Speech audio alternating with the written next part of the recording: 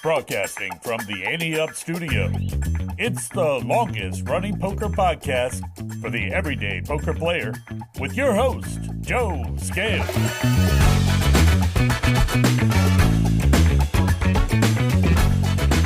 Hello, A-Team.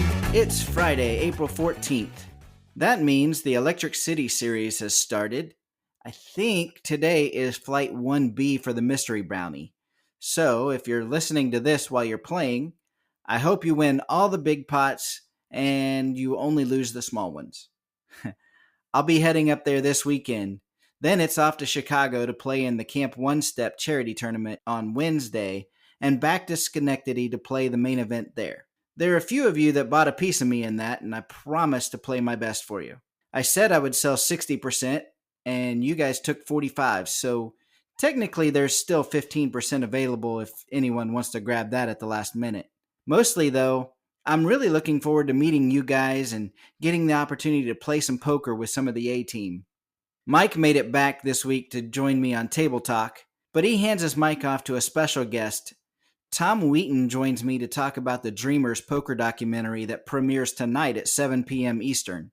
I'll have a link to their YouTube channel in the description because you need to check that out. They're having a watch party there during the premiere, and a lot of the players will be in the chat during that time. One last thing. I added a form to the magazine and on the website so that you can have the magazine delivered to your email each month. Just go to anyupmagazine.com and fill that out. If you're looking for this month's edition to the magazine, it's under the magazine link at the top of the page. All right, that's all I have, so let's get on with the show. Find out what conversations are happening around the poker table with Table Talk.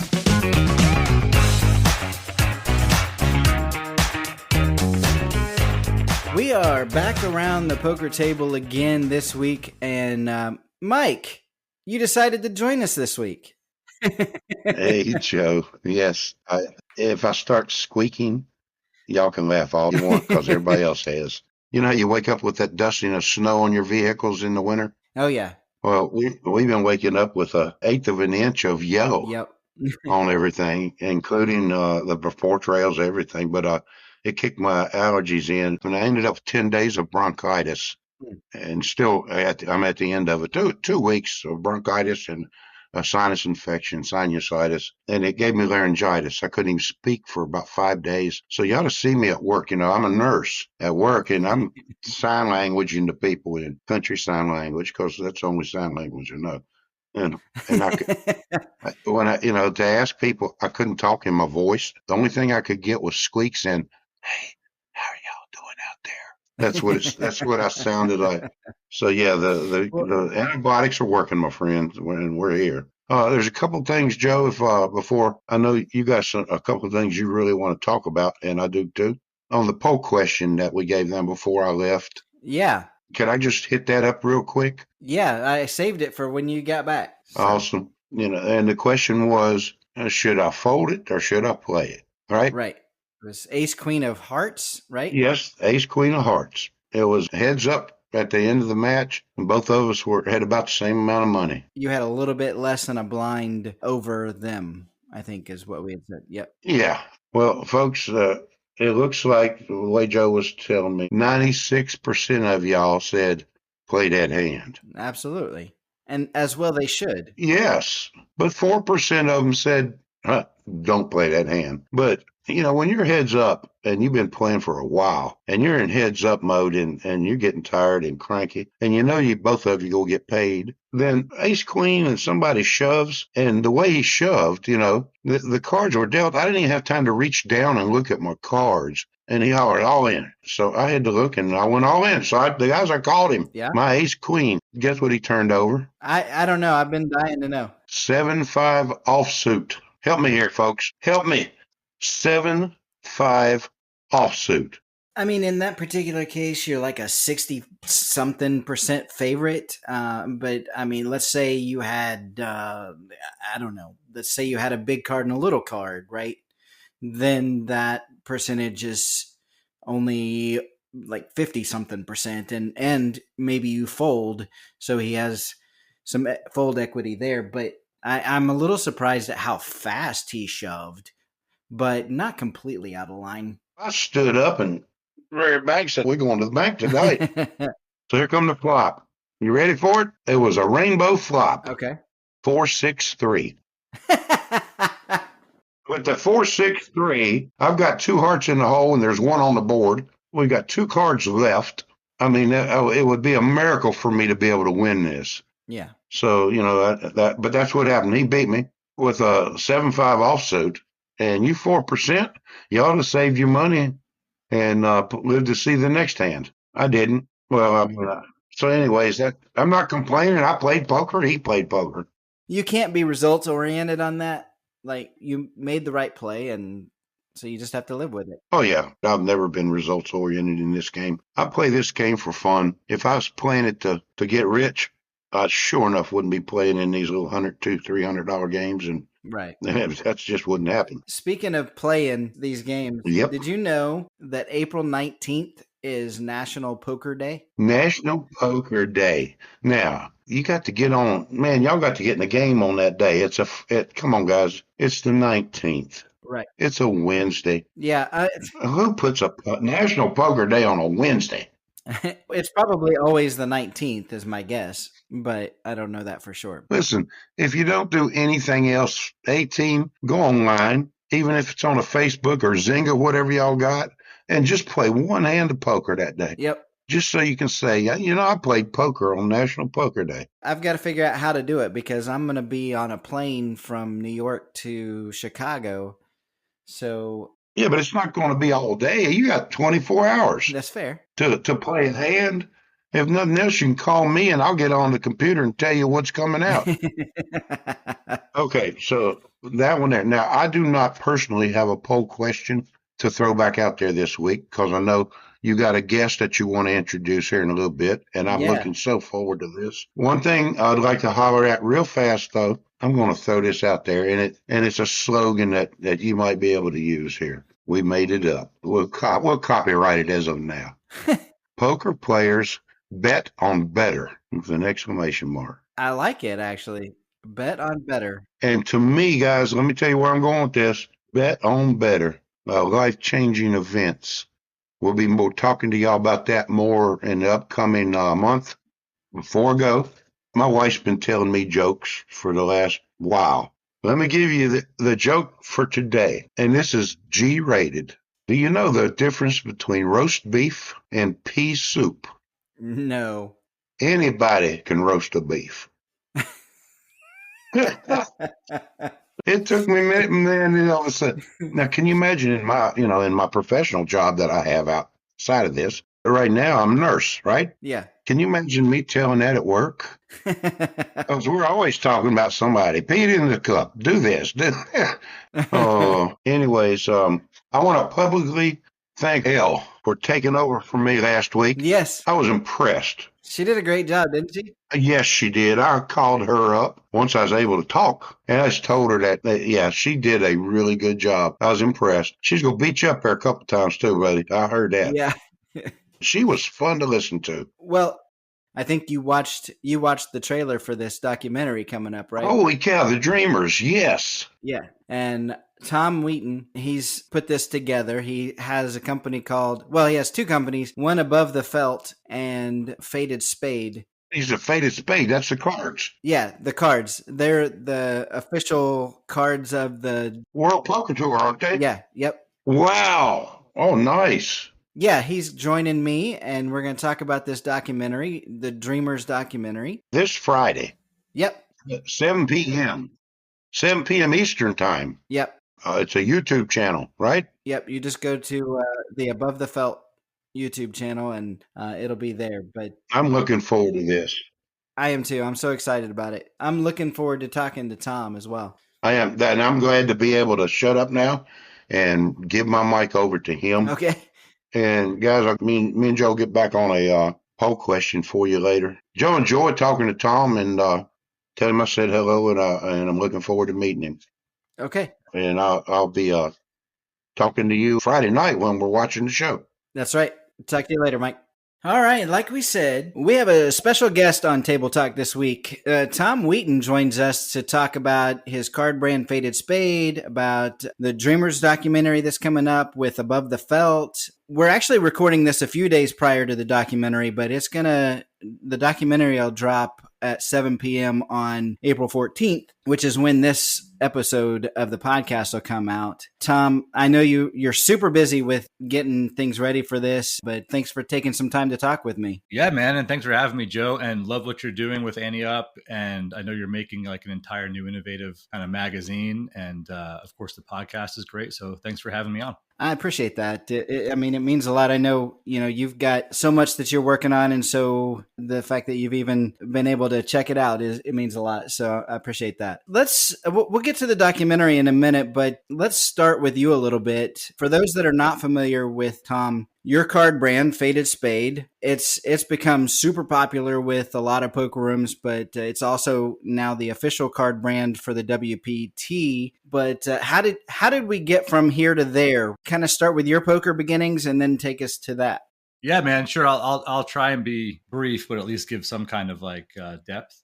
Sure. So I was in the corporate world for like 15 years right out of college. So that was my kind of career. It was marketing, business development, advertising, digital, just growing throughout different industries like hotel and resort and healthcare and software as a service. But the whole time that was happening, what I did as my main passion was play poker. So I was like part-timer. I'd play 2-5, 5-5 cash games. I had an hourly rate. It's what I did outside of growing my career at the time. Sure. And it came a point in my career and after I had a family where like I kind of wanted to stop living other people's dreams and just kind of go after my own stuff. I get that completely.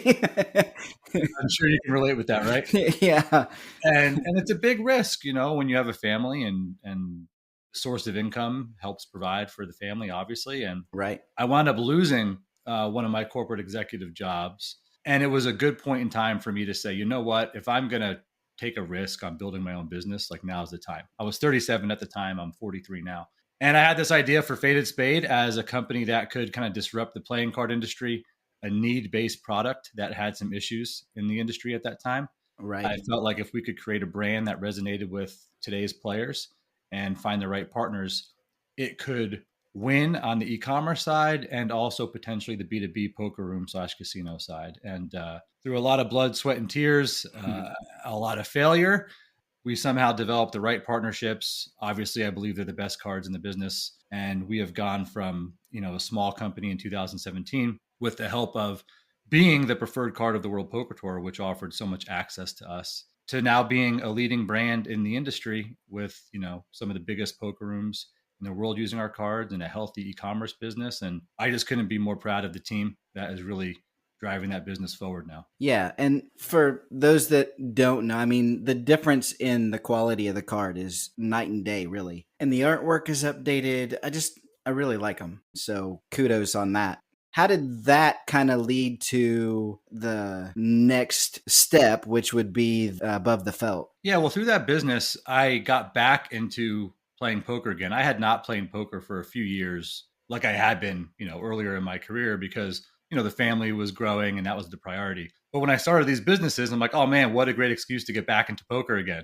And instead of transitioning from my cash games, I transitioned to tournaments. And through that transition to tournaments, I wound up like taking a risk playing my first 10K at the Aria with the WPT. And I wanted it to be almost like a marketing vehicle, right? So people knew that the guy that owned this brand was a poker player. Right. And I wound up being very fortunate, ran deep, cashed. And when I did that, it was weird. Like people started to kind of recognize the brand a lot more across the industry. I had started developing relationships with players. And I started doing that like 6 or 7 or 8 times a year. And through that community building and playing, I got to know so many of like the industry's best and brightest players. And the same thing in terms of partnerships with the brand. I got to know like, people like Darren Elias and Matt Berkey and Jamie Kerstetter and Moneymaker, who were the core 4 of Above the Felt, which was really spawned through those relationships. And I started just helping some of these folks out behind the scenes when they would get like appearance deals or endorsement opportunities,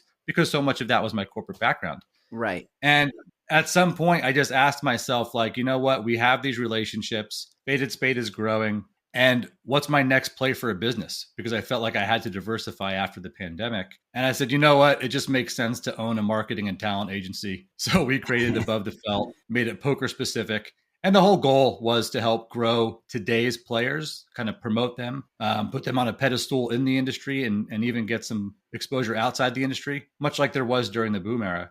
Yeah. And since we started that 2 years ago, thankfully that's taken off. It's exceeded everyone's expectations. And that's really kind of what spawned this whole poker documentary. Well, it's just a side note for just a minute, because one of the things that has been kind of a common theme when I've talked to the ambassadors across the country, we've seen just record numbers in a lot of poker tournaments. Have you noticed that on all aspects of poker, from the high stakes to mid stakes, or for the everyday poker player? So most of what I'm reporting on is in that medium range. And so is it kind of the same at the higher stakes, or what are you seeing there? What's funny about that is I think subconsciously, maybe part of my reason for starting Above the Felt as a marketing and talent agency was also because I've kind of felt like there was a second poker boom coming. Yeah. And it was a good time to start a marketing and talent agency, because that would lead to more business from a marketing services standpoint, and would lead to more business for the talent in terms of ambassadorships, sponsorships, endorsements, appearances, etc. Right.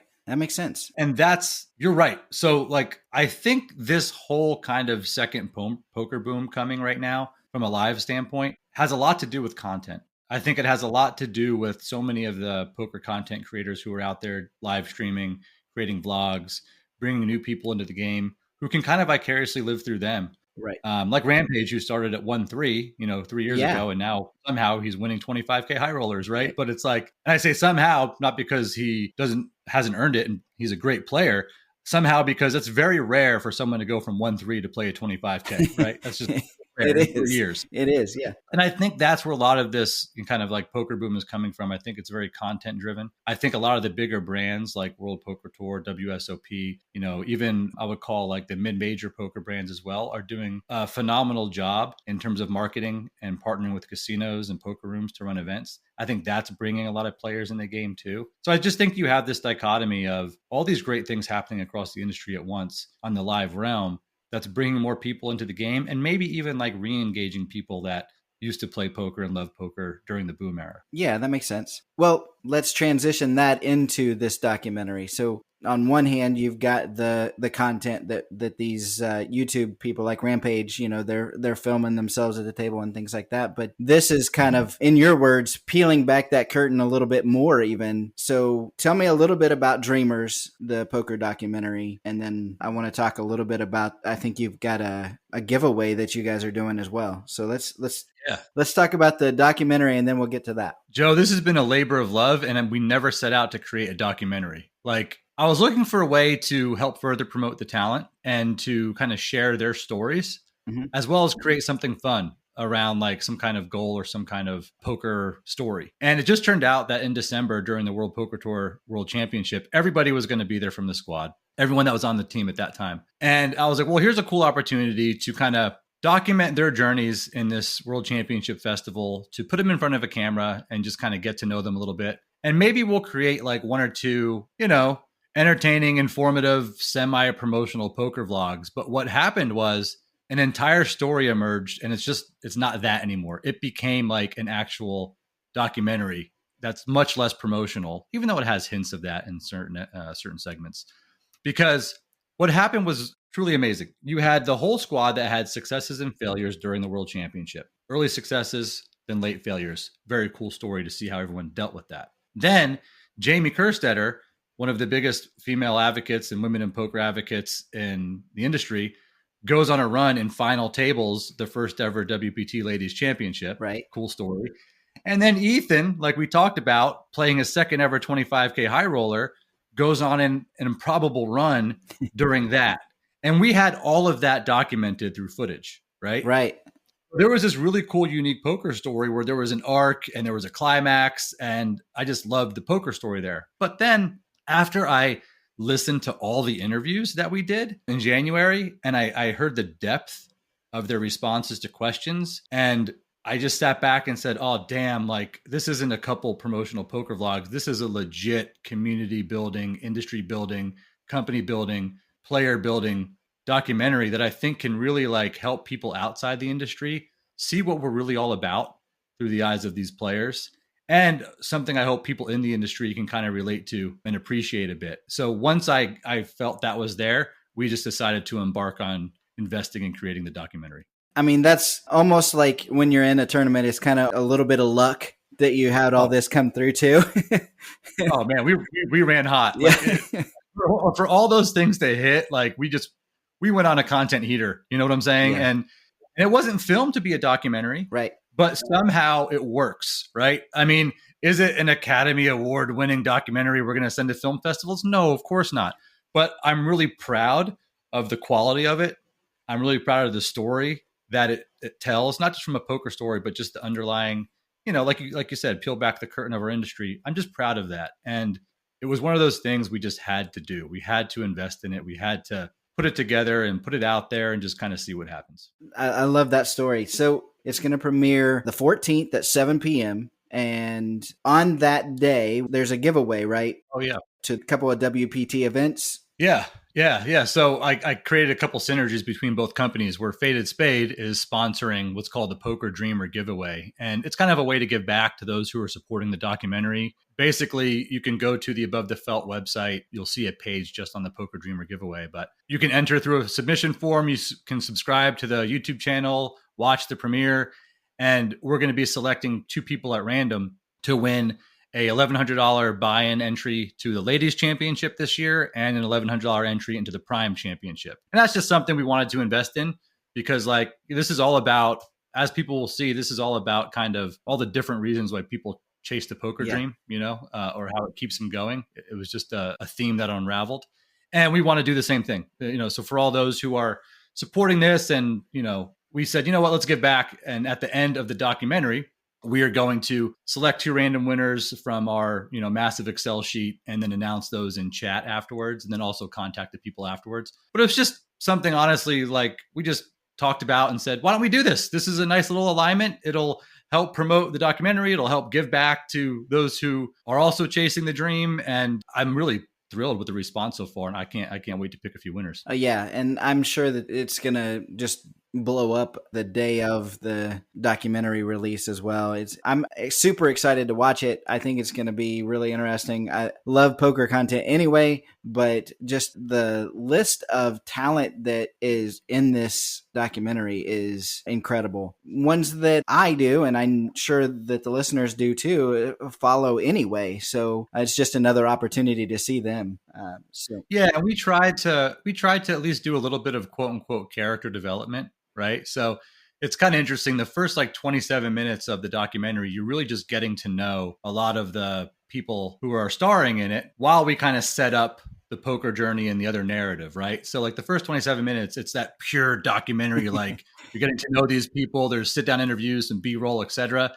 And then after that, man, it takes off. Yeah. The last 60 minutes, I feel like just takes off. So with 10 people, it was a real balance to make sure we're giving everybody at least a couple minutes of kind of origin story without getting too deep. And then also running into the rest of the actual arc. So I think people will see that kind of separation. And it was important for us to make sure that, the talent who was involved in it, who they're not getting paid for it, they wanted to do this for the vision, that at least people can get to know them a little bit on a deeper level.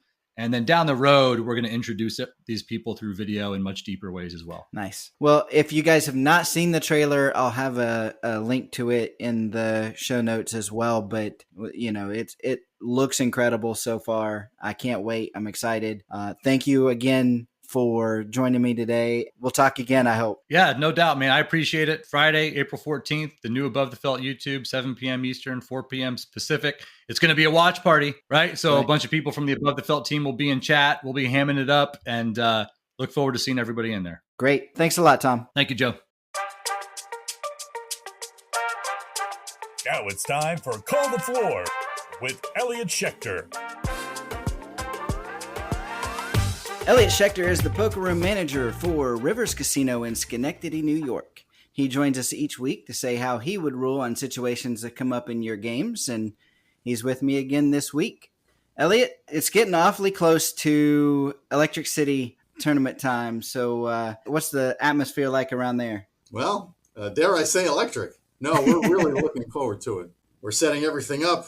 We're getting down to the last details and preparation. We're getting a lot of phone traffic, a lot of emails. We're looking forward to a really good event. We should have an excellent crowd here. I'm excited. I'm so excited. I mean, we've talked about some of the events that I'm excited about, but that mystery bounty is going to be good. The what is it called? Rivers Revival. Yeah, that's going to be good. That should be a really fun one. Yeah. I've already had a bunch of players talking to me and trying to figure out how to game it out and whether they should be super aggressive. I said, no, hang on to the button. Yeah. Let it go. Yeah, it's true. Well, we've got another interesting call the floor this week, so let's get into this. It's sent in by Colby Payne, who sent in a hand of the week as well. In this hand, it was a 3-bet pot. He says, I was on the button with King Queen. Villain was in early position. Flop was Queen 9-7. He bet, I called. Turn was a 10. He bet, I called. River was a 4. No flushes. I checked to him and he sort of picked up his cards as if he was about to muck them, holding them higher off the table and a little bit out in front. Said out loud, I just have a 9. You're probably good. And I turned over my cards. Then he put his cards back down on the table and bet 3/4 pot. I tank folded and he laughed and showed a bluff. I'm not playing for a ton of money in this game. It's more about bragging rights. Maybe somebody wins $50 to $100 if you have a good run. However, I feel like if this were a big game, the guy could get in some trouble. What would the ruling be in a casino? Well, Colby, you sent us a real interesting one. I'm glad you shared this with us. You got outplayed. I got bad news for you. You checked to him and he didn't act. He didn't bet. He didn't check. He certainly did something that may seem unsavory, but was rather clever and shrewd and got information from you. You prematurely turned your hand over. He didn't act yet. That betting round was still active and it was on him. And you gave him all the information he needed to then make a bet. You, by assuming his statement inferred or implied a check, thought he did and gave him all the information he needed to steal a pot from you. That's still part of the game. And your feeling about how this would happen in bigger games? In bigger games, this happens all the time, and those guys are patted on the back and applauded. That's still part of the game of poker, especially at the higher levels. This one's kind of on you. You kind of let him do this to you. All you had to do was ask, are you checking? Yeah, I mean, that makes what you're saying makes perfect sense, but it's definitely not where I thought you were going to go with it. I for sure thought that this was when I first read it, I for sure thought of it as an angle. But like I said, I mean, what you're saying makes perfect sense. He didn't make any action. He never gave up his cards. Yeah. He never tapped the table. He didn't move a chip. He didn't turn his cards over. He didn't get rid of his cards. He made a statement about his hand, which in some places is certainly against the rules, and it's against tournament rules, but this is a cash game. But again, he never acted, and all of a sudden you turn your cards over. So yeah, live cards and active betting rounds still mean something, and the betting round wasn't over yet. That's true. That's true, Colby. That I was with you for a minute, but Elliot has changed my mind. Sorry, Colby. Yeah, I mean, unless he physically mucked his cards, I can't think of anything that would have actually changed that. Well, at Showdown, which in this situation, Colby, you were not technically at Showdown. The betting round was still active. Right. At Showdown, when you lie about the contents of your cards to get your opponent to discard better hands, that's a form of cheating. That is not what happened in your situation. Right. This was not the Showdown. This was still in the middle of the hand. The game of poker is still being played, and you fight it with your words as well as your cards and bets. Yeah. Well, I'm sorry, Colby, but Elliot brings up some good points, and yeah, this one's on you, buddy. If you guys have another Call the Floor that you would like Elliot to break down, send it to podcast@anteupmagazine.com. Thanks, Elliot. You're welcome. Let's break it down with Hand of the Week. All right, here we are back with another Hand of the Week with Patrick. Hello, everyone. Patrick, it's baseball season. It is. You're a Red Sox fan. I am indeed. We are some of the worst creatures on the planet, as they are post. What did my dad and grandfather tell me? Pitiful creatures on the planet, because we always think they're going to win every year. And I asked you this the other day, but how's the season going to go? As of right now, we're going to win maybe 65 or 70 games, or we're going to compete for an AL East championship and win 95. There's really going to be no in between. It's going to depend on how much money we spend. So we'll wait and see. At this point, all we have is the bats, and we'll figure the rest out as we go. All right, fair enough. Well, this hand of the week is sent in by Colby Payne. And Colby has sent in a Call the Floor along with this, so we'll be doing that with Elliot as well. But he's playing 1-3, no limit. He has 560 in his stack. All right. Says Villain 1 limps under the gun. Villain 2, who is a mid-40s reg, which I think it's interesting that he decided to give us the description of Villain 2, but not Villain 1. He raises to $10 on the button. You're in the big blind with Ace of Spades, Queen of Spades. What do you do, Patrick? All right. And we're sitting in the big blind, correct? We are the big blind. Okay. The bet is $10. $10. It was the mid-40s reg on the button who made the $10 raise. Okay. Ace, Queen, suited spades. I'm going to call that bet. Okay. I'm not going to do anything else with it. I think, last week we were talking about with a hand like that, maybe putting in a little bit bigger of a bet to get some of the other ones away, your smaller pairs or anything like that. So it's not necessarily really my style, or maybe more my comfortability as we go, but we're learning on the spot. So I'll call that. That's what I would do. Okay. All right. Colby decided to 3-bet to 40, hoping to get the under the gun out. The under the gun had limped. Limped in, that's right, yep. So Villain 1 and 2 both call instead. Interesting, okay. All right, so there's 120 in the pot then. Okay. And the flop is Queen of Clubs, 9 of Hearts, 4 of Diamonds. You have top pair, top kicker, and you're first to act. What do you do with that?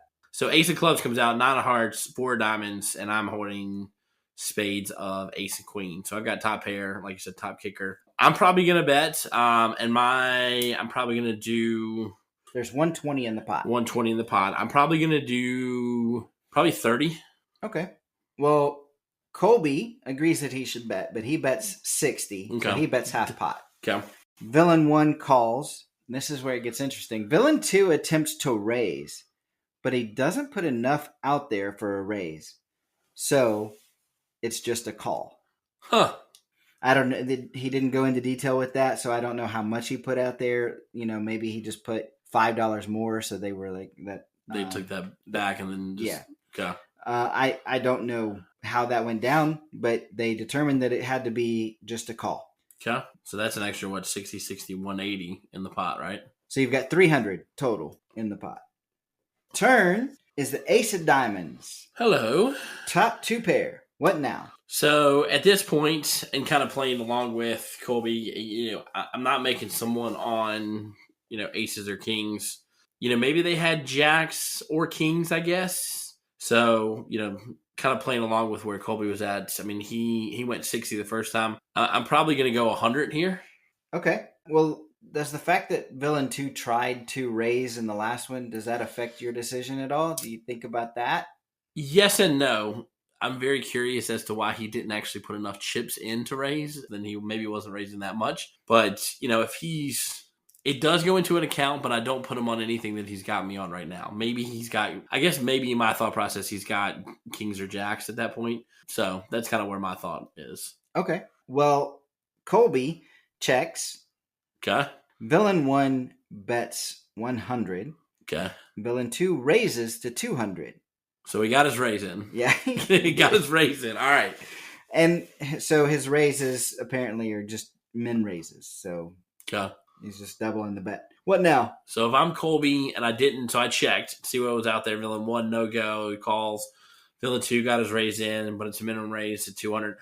I'm calling, again, putting them on, a top pair. Or the other thought process is, and at least to be cautious of, is, does he have pocket nines, pocket fours, and he's got his set. Right. So, I mean, that's immediately where I go does he have a set? Yeah. Go.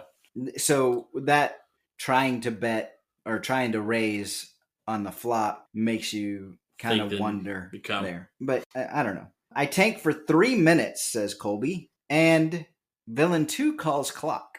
So the floor comes over, and I eventually call 200 with top 2 pair, but I'm concerned about a set. There we go. All right. Villain 1 also calls. So with 900 in the pot, the river is the 3 of hearts. What now? So that doesn't help anybody. At this point, you're still making villain 2 on a possible set. I think the way that he's played this, and I'm probably going to, if I'm Colby in this exact situation, I'm going to check again and see where the betting goes. With the thought process of if the guy's got the set, then he's probably going to come over the top with something big, and we tackle that then. So I would probably check. All right. Colby also checks. Villain 1 also checks. And villain 2 goes all in for 260. Yeah, figured that was coming. Yeah. I mean, that you got to do that no matter what you have at that point. Yeah. Right? I mean, even if you've got absolute air, if you were trying to get there on some kind of, if you were just hoping for a diamond on the river, whatever. Yeah. You got to shove there no matter what. So he did the right play. What are you going to do? Also, it's 260 into 900. That's got to take you got to take that into account as well. Yeah, and I'm thinking, I started out this hand at 560. I mean, my chips are dwindling at this point. I'm making him on this.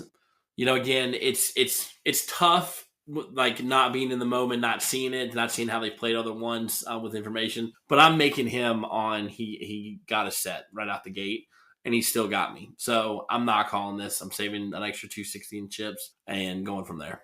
All right. Colby says we both call. Villain 1 had 1 pair, queen 10. So he had a pair of queens. If I may say, that's a terrible call. Absolutely. Okay. Villain 1, if you're listening, if you're out there and you remember this hand, it's a bad call. All right. That was a terrible call. Villain 2 had a set of 4s. There it is. And I lose. So Colby's question is my call on the turn and river a good call, or am I up against a set as villain 2 is showing strength with turn min raise to 200? My thought process seeing that, it's nothing's a sure science, but the idea that he went to raise after the flop and then he went to raise did raise on the turn, I'm probably making him on a set at that point. Yeah, that's a huge bluff, or having like I said, my thought process early was maybe he's got kings or jacks, and he's waiting to get that last part of the set. But he went to raise after the flop. He did raise after the turn. If you've gone that far to see what you've got, and yes, you do get 2 pair after that, great. But then 3 of hearts comes out, no one helps. Maybe you pack up after that. I don't know where that thought process ranks in it. This is a tough one for me because it's just a min raise, which makes you think it can be one of 2 things, right? He's just trying to kind of walk you along, walk the dog a little bit, or he's scared too, right? So you have to kind of try, and you don't get body language or anything like that when you're sitting here, but you've got to kind of decide why are you just min raising at that point? And even the raise that he was trying to put in on the flop wasn't a big one, so why?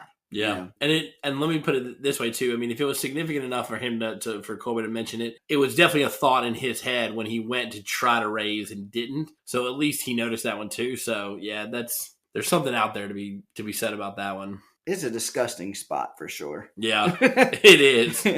I know I'm going to get some flack from the A-team on this one too. Just like the pocket too. Yeah.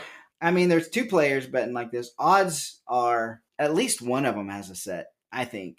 But people can overplay their queen hands as we just saw. Yeah, there you go. So this is why 1-3 is tough, because you've got such a mix of players, and you can have somebody that makes an awful call with queen 10, but I still think this probably means there's a set out there. Yeah. Just because very few people at 1-3 are bluffing with enough frequency to really feel like, if there's 2 people out there in this hand that one of them doesn't have a set. So I probably fold the turn after it goes bet raise and just look for a better spot. So yeah, that's I know I know everybody's. I'm gonna be getting some emails and messages on this one, but I mean it's gonna go back to that conversation we had, I think last week with the pocket twos, where it's like I know the odds are there because it's just 260. It's 260 into 900, so you're getting incredible odds to make a call, but you just have to also take into account that of who you're playing, right? Yeah. I definitely would not fault anybody for. I'm not going on any rants or anything. I don't fault anybody for a call in this spot, and I don't know, where the chips are. But the only other saving grace is maybe you go in all in over the top and get the other player to call and take some of their chips. Yeah, I don't know what what the stack sizes are. If they have more or less or whatever, but if that's an option, maybe you can make some money back that way. Yeah. But that's the only saving grace there. But that's a gross spot. That's a tough one. Yeah. I mean, not played terribly wrong by any matter of it, but definitely a tough spot to be in. Yeah, it's definitely you can make that call all day. So I guess you can call that a cooler. But anything else you want to add on that one, Patrick? Tough spot to be in. Hopefully the rest of his night went well. All right. Well, if you have a hand that you'd like Patrick and I to break down, send it to podcast@anteupmagazine.com. All right. You guys have a good week. Go Sox. There you go. The question is, how you running?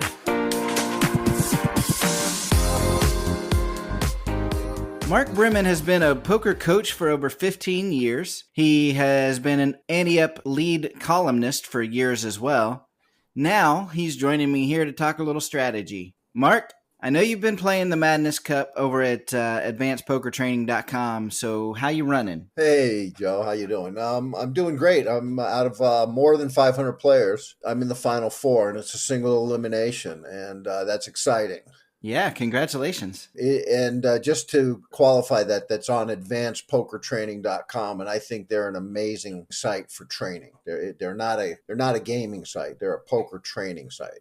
Right. Good. I'm glad you clarified that too. You've been on that site for a while, right? Yeah. Steve Blay and his brother Alan, they run a good ship. Yeah. For your listeners who aren't familiar with it, you can set up anything you want. You could set up let's say you don't like the way you're playing the blinds, or you want to know how you're playing your blinds. You can set up the same, a big blind situation against four players with a raise on the button, and you can replay the same thing over and over and over again. And it's a great way to find leaks and plug them. And the stronger you are, the more subtle your leaks are. So it's just an amazing site. And the Madness Cup is sort of like duplicate bridge.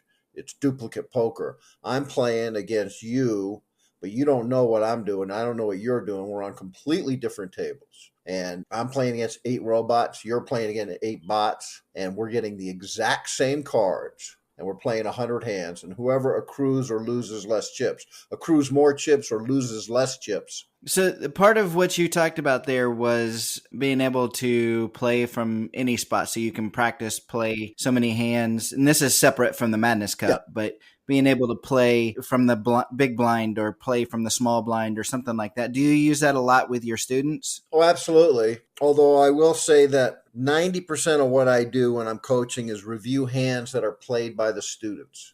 Okay. And I'd like to add that looking at other people's hands that are on YouTube and stuff could be a big leak. Because there's sort of like a reality fiction because it got posted on YouTube. It's like, wow, watch, a guy flop a set of queens and go up in smoke. And that's like, I mean, just sort of change it. You want to build your poker brain.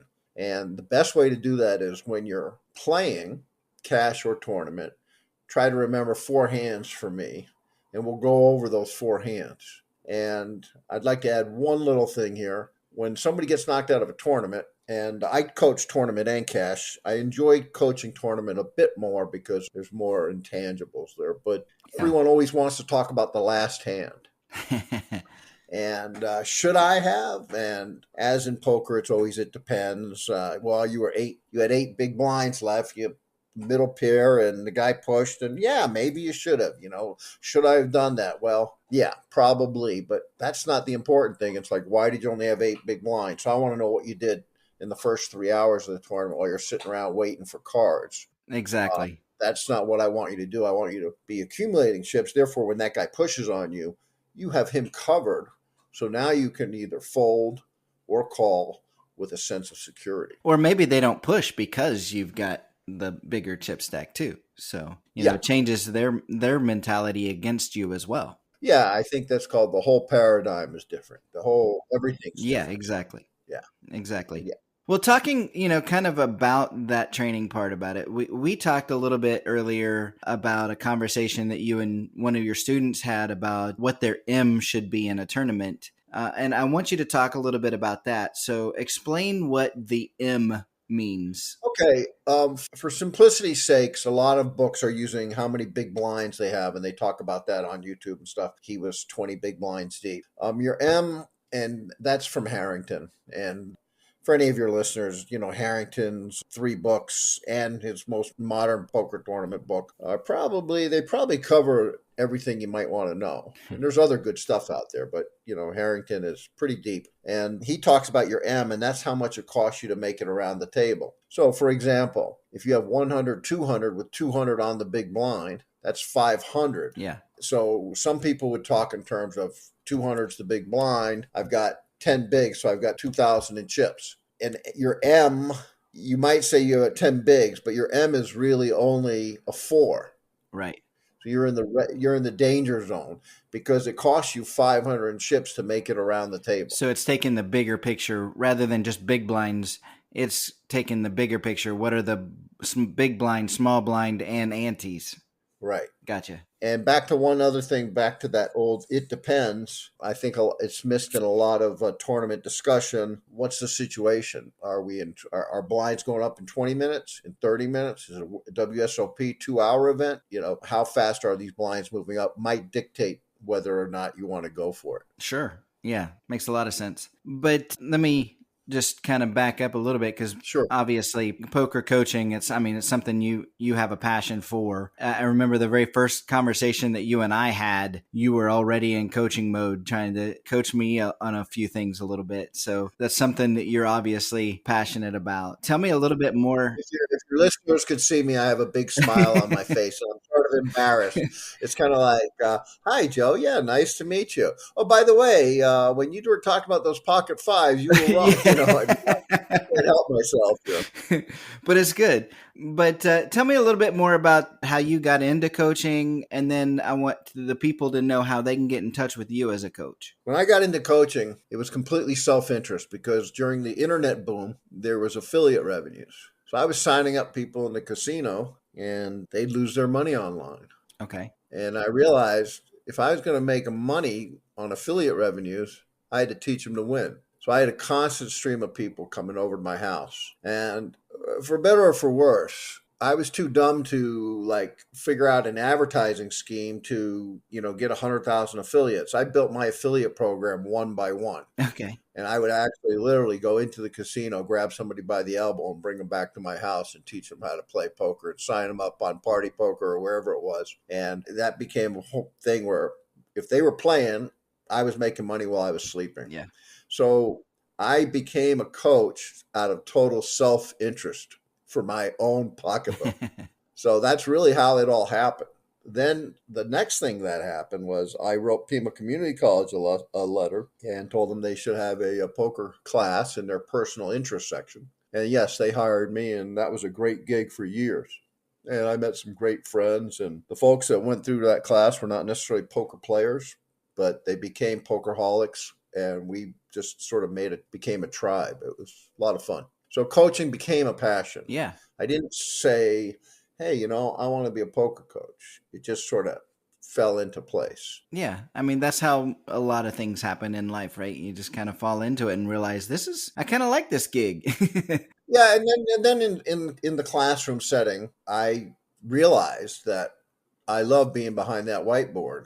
And there's a projector. I'd even play online. I'd play I would actually get online and play on the projector sometimes at the end of class when class was over if people wanted to hang around. And that was a blast. Next thing you know is the security guard is in there watching, and and you're in a classroom at 9 o'clock at night. Next thing you know, it's 11 o'clock at night and nobody's moved. It's like, nobody can believe I'm actually playing. They're watching me, in one case, I was up like, several $1,000s. I think I was playing multi-table. I can't remember if it was 2-5 or maybe it was limit. Back then we used to play limit.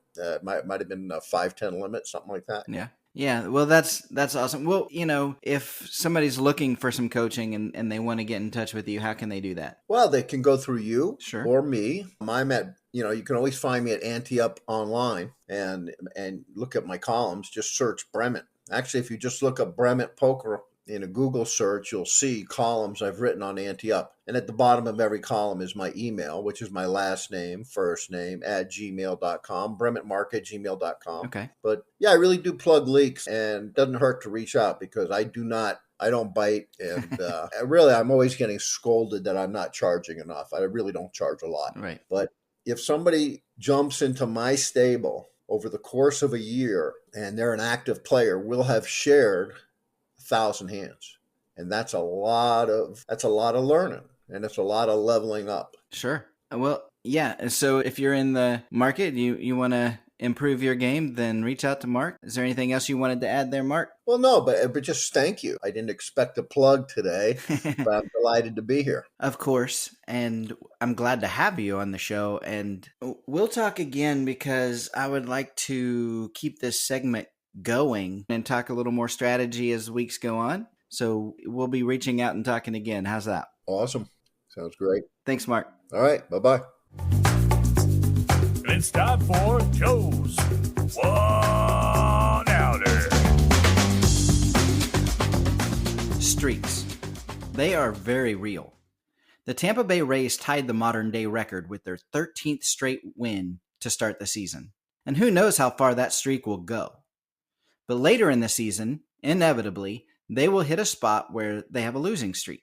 It may not go as long. In fact, it probably won't. But it could. In poker, wins and losses tend to come in streaks as well. But what's the reason for streaks? Is it completely psychological? I mean, it would make sense, right? When you win, you continue to think clearly and play well. You forget the occasional bad beat and don't let it bother you. But when a loss affects you emotionally, you stop thinking as clearly and you begin to make mistakes and lose more. Statistically, there is absolutely no basis for win-loss streaks. But because humans are emotional creatures and not machines, win-loss streaks are very real. So how do you lose the losing streak or keep the winning streak from fading? First of all, stop chasing the money. Minimize your losses. Throwing money at a losing streak would be like treating the pain in your finger by stubbing your toe. The most likely outcome is that you have a hurt finger and toe. Step away, come back tomorrow, or next week, or next month. Who knows? Your winning streak might just be there when you get back. Also, remember it's not the player's fault, and it's even less the dealer's fault. Sure, that kid who hit runner made a bad call, and unfortunately for you, his bad call turned into a winning hand. Call it luck, call it fate, whatever. Chance happens. Sometimes it's heads, sometimes it's tails.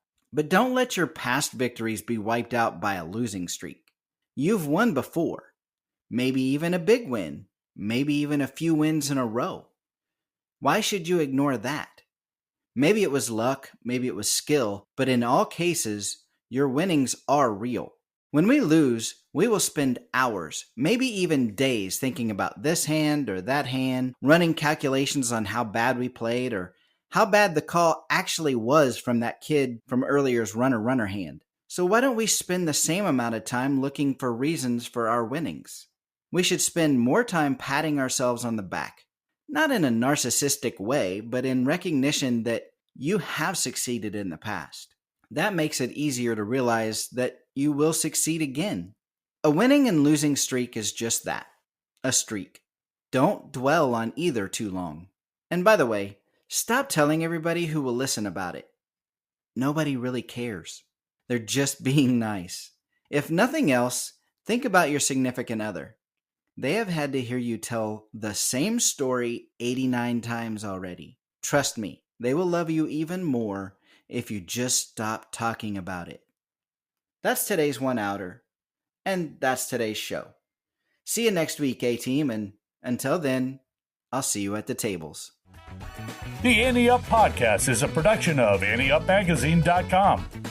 Contact the show at podcasts@AnteUpMagazine.com or call the show at 540-339-7741.